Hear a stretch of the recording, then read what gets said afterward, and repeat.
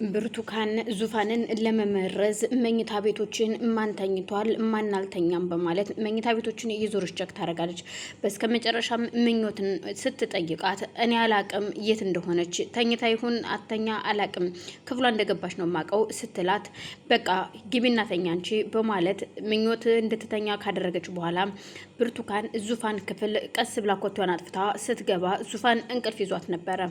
እናም አሁን ይሄ ነው የኔ ሰዓት ምቹ ሰዓቴ አንቺንም እንደ ወንድምሽ ሼብ አድርጌ ቁጭ አደርግሻለሁ እያለች መድኃኒቷን በመርፌ አስተካክላ ልትሰጣት ወደ መኝታ ቤቷ ትገባለች።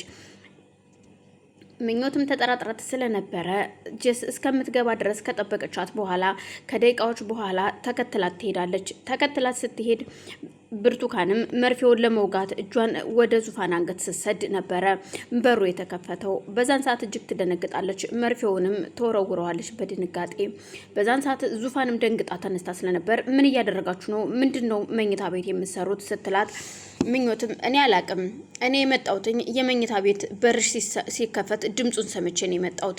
ብርቱካን ግን እንዴት እንደመጣች የማውቀው ነገር የለም ስትላት አዎ እኔም እንደሷው ነው የመጣሁት እንደሷው ሰምቼ ነው የመጣሁት ስትል እየተርገበገበች አይ በፍጹም አይሆንም አንቺ በጣም እርኩስና አረመኔ ጨካኝ ሴት ነሽ ምን ልታደርጊ እንደመጣሽ እግዜር ይወቀው ግን ለምን እንደገባሽ ልትነግሪኝ ትችያለሽ ወይ ብርቱካን ብትላት ሁለታችሁም እኔ ላይ አታፍጡ እኔ ምንም የማደርገውና ያደረኩት ነገር የለም በቃ እኔም እንደሷው ነው በርሲ ከፈት ድምጽ ሰምቼ ነው የመጣሁት ዞር በይ አንቺ ደግሞ ከታፍጭብኝ በማለት ምኞትን ገፍትራት ብርቱካን ወጣት ትሄዳለች። እናም ቆይ ምንድነው የተፈጠረው ነገር ምኞት ልትነግሪኝ ትችያለሽ ወይ ስትላት እኔ አላቅም ምክንያቱም በጊዜ ጠይቀኝ ነበረ ግን ደግሞ መኝታ ቤትሽ እንደሆንሽ ነግሬያታለሁኝ እናም እኔ እንደተኛሁኝ ስታቅ ነበር ወደ አንቺ መኝታ ቤት የመጣሁት እናም መኝታ ቤትሽ ሲከፈት ሰምቼ ነው እኔ መተኛቴን በቃ ተኝታለች ብላ አረጋግጣ ነበር ወደ አንቺ ክፍል የመጣችው ግን እኔ ደግሞ በጣም እያሰብኩና የተጨናኩኝ ስለነበረ ሐሳቤ ልክ ስለነበረ እንቅልፍ አልወሰደኝም። ልክ የበሩን ድምጽ ስሰማ ተነስቼ ወደ አንቺ መኝታ ቤት መጣሁኝ።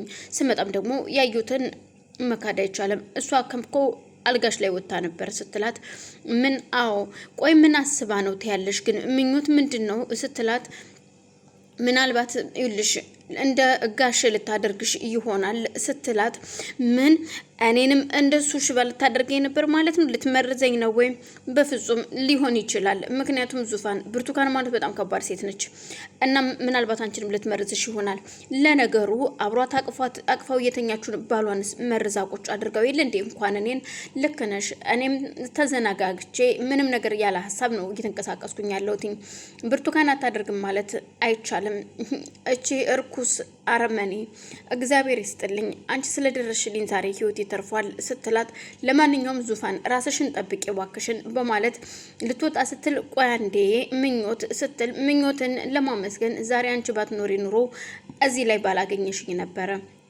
በጣም ነው ማመሰግነው ያንቺ መኖር ነው ዛሬ ህይወቴን ያተረፈው በማለት ምኞትን አቅፋ ከሳመቻት በኋላ ሁለቱም ራስሽን ጠብቂ በማባባል ይለያያሉ።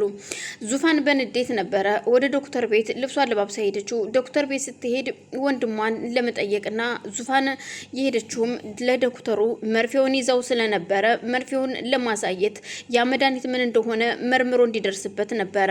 ስትሄድ ድንገት ደግሞ ዶክተር ወደ ስራ ቦታ ስለሄደ አልነበረም ግን ደግሞ ልጁ ነበረችና ልጁ በረከትን እየተንከባከበች ስለነበር ወንድሟንም ስታይ ዙፋን ወንድሟን ከሳመች በኋላ የዶክተሩ ልጅም ቆይ አንዴ ወንድምሽን አሁን ስለደከመው ወደ ውስጥ ላስገባው ብላ ወደ ውስጥ ከሌላ ክፍል ካስገባችሁ በኋላ መታ ከዙፋን ጋር ምን ሆነሻል ግን ዙፋን ልክ አትመስይኝም በጣም ተቃይረሽብኛል ስትላት አዎ ልክ ነሽ ልክ አይደለሁኝም ይልሽ ዛሬ የወንድሜ ሚስት ብርቱካን ማለት ነው እኔንም ልትመርዘኝ ነበረ ምን አው ልትመርዘኝ ነበረ ግን ደግሞ የቤታችን አጋዥ ናት ድርሳ ያተረፈችኝ በተኛሁበት ልትመርዘኝ ነበር እናም አመጣጤ ደግሞ ይሄንን መድኃኒት ምን እንደሆነ ዶክተር መርምሮ እንዲደርስበት ፈልጌ ነበር እናም ትሰጭልኛለሽ ምንም ችግር የለውም እባክሽን ዙፋን ካወኩሽ ትንሽ ጊዜ ነው ግን ደግሞ እንደ እህቴ ነው ማይሽ እባክሽ ራስሽን ጠብቂ እና ምንም ክፉ እንዲነካሽ አልፈልግም ስትላት በጣም ነው የማመሰግነው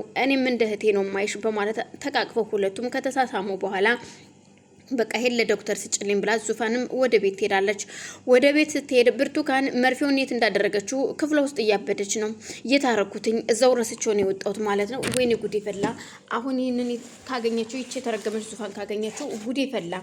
ምናልባት ሰራተኛውም ቢሆን አንስታው ይሆናል በማለት ወደ ሳሎን ስትሄድ ምኞትን ተጣርታ ያነሳሹን እቃ አምጪ ስትላት ምኞትም እቃ የሚለው እንጂ ምን እንደሆነ ስላልገባት ምንም አይነት እቃ እንዳላነሳሁኝ ልንገርሽ እኔ ምንም የማውቀው ነገር የለም ስትላት ሩጣ አንገቷን አንቃ የታደረግሽው ብትላት ቆይ እያሳመምሽ ነው። ሲጀመር እኔ ስለምን እቃ እንደምታወሪ አልገባኝም። የማውቀው ነገር የለም እቃም አላነሳውም እባክሽ ልቀቂኝ ስትላት ድንገት ዙፋን ትደርሳለች። ቆይ ምን እያደረግሻት ነው አንቺ ግን? ቆይ ሁልጊዜ አንገቷን ሩጠሽ የምትይዥው ምን የሷ አንገት የደም ማፍያሽ የትግስትሽ መፈታተኛ ነው እንዴ? ምንድን ነው ስትትጮባታለች። አያገባሽም በማለት ብርቱካንም ዙፋን ላይ ከጮችባት በኋላ የምኞትን አንገት ለቃት ወደ መኝታ ቤቷ ሩጣ ትሄዳለች። ቆይ ምን ተፈጥሮ ነው ግን? ምንድነው እሱ ምኞት ስትላት አይ እኔ ምንም አላቅም እቃ ነው የምትለኝ። እቃ እኔ ምን አይነት እቃ እንደሆነም አላቅም። እኔ ደግሞ ያነሳሁትን እቃ ሆነ የወሰድኩት እቃ የለም ስትላት አሀ ገባኝ፣ ችግር የለውም ምናልባት ትናንትና እኔን ልትመርዝ የወሰደችው መድኃኒት ሊሆን ይችላል። እሱን መድኃኒት ደግሞ እኔ ወስጄዋለሁኝ። ምክንያቱም አልጋ ላይ ስትደናበር ጥላው ስለነበረ ለዶክተር ወስጄ ሰጥቼዋለሁ እንዲመረምረውና እንዲደርስበት። እቺ የተረገመች በዚህ ነው የምታስፈራራሽ ማለት ነው? አምጭ ብላ እኮ ነው እንደዚህ አንገቴን ይዛ መከሬን የምታሳየኝ። ምን አይነት እርኩስ እንደሆነች እባክሽ ዙፋናውንም የምነግርሽ እንድትጠነቀቂያት ነው ስትል ምንም ችግር የለውም አሳብ አይግባሽ አይዞሽ በማለት ትነግራታለች። ዶክተር ከስራ ተመልሶ ወደ ቤት ሲመጣ ልጁ በደንብ ተቀባበለውና አባቴ ይሄው በረከት ተኝቷል፣ አሁን ደክሞታል ስትለው ምንድነው ደህና አይደለም ወይ? አይ ደህና ነው መድኃኒት ሰጠሁትኝና ተኝቶ ነው አሁን ስትለው ግን ዙፋን መታ ነበረ። እሺ ምንድነው ምን ሆና ነው በማለት እሱም ሲደነግጥ አባቴ ዙፋን ልክ አይደለችም። ይቺ የወንድሟ ሚስት የሆነችው ብርቱካን የምትባለዋ ሰይጣን ይኸው ለዙፋን ልትመርዛት እየሰጠቻት መርፌ ይኸውና መርፌውን ልትመርዛት ስትል ድንገት ሰራተኛቸው ደርሳ አድናት ነው። በድንጋጤ ዘው ጥላው ሂዳ ስለነበር ብርቱካንም ይኸው መድኃኒቱ ይዛው መጣች ዙፋን። እናም አንተ መርምረ እንድደርስበት ብለሃለች፣ ምንም ችግር የለውም በማለት እሱም ደንግጦ ስለነበር እሱን ይዞት ተመልሶ ወደ ስራ ቦታ ይሄዳል። ከደቂቃዎች በኋላ ብርቱካን ከቤት ተወጣና መድኃኒቱን በየክፍሉ ብትፈልገውም ስላጣችሁ ከቤት ወጥታ ወደ ዶክተር ቤት ትሄዳለች። ድንገት ደግሞ ዶክተር ቤት ስለነበረ በረከትን እያንቀሳቀሰው ነበር። በረከትም ልክ እሷን ሲያይ ነርቮቹ ይንቀጠቀጣሉ፣ ይጨምራሉ። እናም እሷም ደግሞ ዊ ባሌ ዛሬ ቆመህልኛል እንዴ? ጭራሽ እኔ ትወድቃለህ ትሞታለህ ስል ጭራሽ አንተ መቆም ጀመርክ እንዴ? በማለት እያሸሞረችው ገብታ ከሳመችው በኋላም ዶክተሩም እሱን ካስቀመጠ በኋላ ብርቱካን ለምንድን ነው የመጣችው ሲላት ያው ባለቤቴ ላይ ነው በቃ አላ አይደለ በጣም እየናፈቀኝ ነው። አሁን ግን ደህና ነው መሰለኝ እየተንቀሳቀሰ ነው እንዳየሁት ከሆነ በጣም ደስ የሚል ላይ ነው ያለው በማለት ስትነግረው አዎ ግን አሁን ምን ፈልገሽ ነው? የፈለኩትኝማ እያለች እየተንቀጠቀጠችም ቢሆን ውሃ እንደፈለገችና እንደጠማች ስትነግረው እና አሁን ውሃ ነው ካላስቸገርኩ እባክህ ውሃ ስጠኝ፣ ይሄው ጥንሱ ነው መሰለኝ ቶሎ ቶሎ ውሃ ይጠማኛል በማለት ዶክተር ውሃ ሊያመጣላት ሲሄድ በረከትን አሁንም እንደለመደችው ለመመረስ በየመሳቢያዎቹ ውስጥ መድኃኒት ስትፈልግ ታጣለች። በዛን ሰዓት በረከትም እጅግ ተናዶ ስለነበር እሷን ለመያዝም ሆነ ምንም ማድረግ ስለማይችል ብቻ በንዴት እጆቹም እግሮቹም ሞላ አካሎቹ እየተንቀጠቀጡ ያያታል። እናም መድኃኒት ስላላገኘች ብቻ ተመልሳ ወንበር ላይ ቁጭ እንዳለች ዶክተር ይመጣና ውሃ ይሰጣታል። ውሃውን ከጠጣች በኋላ አመሰግናለሁ ብላ የንዴት አሳሳም በረከትን ተሰማው ጥለው ወጥታ ትሄዳለች። ቆይ ምን ሆነሃል በረከት? የተፈጠረ ችግር አለ ወይ ቢለውም ዶክተሩን አይኑን እያየ በምልክት ይነግረዋል። እቺ የተረገመች ሴት ግን እኮ እዚህ ቤት መምጣት የለባትም። እውነት ነው መምጣት አልነበረባትም።